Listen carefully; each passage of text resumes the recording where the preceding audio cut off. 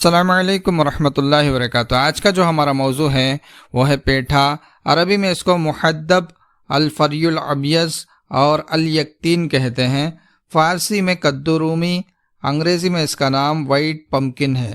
تعارف جو ہے مشہور عام سبزی ہے، بیلدار بوٹی کا پھل ہے۔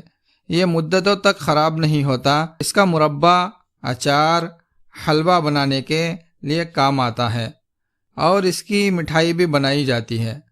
رنگ جو ہے باہر سے سبزی مائل خاکی، اندر سے زردی مائل سفید۔ تخم زردی مائل، مغز اس کا سفید ہوتا ہے۔ ذائقہ پھیکا، مقام پیدائش ہند و پاک۔ مزاج اعصابی گدی تر گرم ہے۔ افعال و اصلات دیکھ لیتے ہیں۔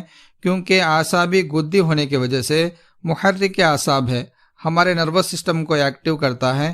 محلل گدد ہے، گدد کے اندر تحلیل پیدا کرتا ہے۔ اور مسکن قلب ہے، دل کو تسکین دیتا ہے۔ کیمیائی طور پر بدن کے اندر رطوبات کو بڑھا دیتا ہے۔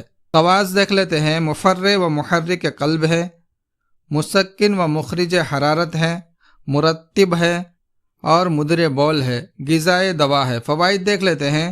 چونکہ غذائے دوا ہے اس لیے پیٹھے کی مٹھائی بنائی جاتی ہے۔ تو مقوی و محرک و مفرح دماغ ہوتا ہے، یہ دماغ کو ایکٹیو بھی کرتا ہے اور طاقت بھی دیتا ہے۔ مفرح صورت بھی دماغ کے اندر پیدا کرتا ہے۔ مسکن حرارت ہونے کی وجہ سے اس کے تخموں کا مغز صفرا اور خون کے جوش کو تسکین دیتا ہے اور پیاس کی بندش و سوزش دور کرنے کے لیے کثرت سے استعمال کرتے ہیں۔ اسی طرح اس کا مربع بنا کر استعمال کرتے ہیں۔ مسکن حرارت ہونے کی وجہ سے خفقان قلب یعنی دل کے خوف کو بھی دور کرتا ہے۔ گرمی کی وجہ سے جن لوگوں کا دل خوف میں ہوتا ہے، ڈر میں ہوتا ہے، تو اس کے استعمال سے دل کے اندر سے خوف دور ہو جاتا ہے۔ مولد منی ہے، منی کو پیدا کرتا ہے، جسم کو فربا کرتا ہے، جسم کو موٹا تازہ کرتا ہے۔ سل دق کے مریضوں کے لیے بہترین غذائے دوا ہے۔ جن لوگوں کو سینے کے امراض ہے ان لوگوں کے لیے بہترین غذا ہے۔ خشک کھانسی کے لیے بھی فائدہ مند ہے۔ پیٹھے کے بیجوں کا تیل نکالا جاتا ہے جو فوائد میں فائدے کے اندر پیٹھے سے بھی قوی ہوتا ہے۔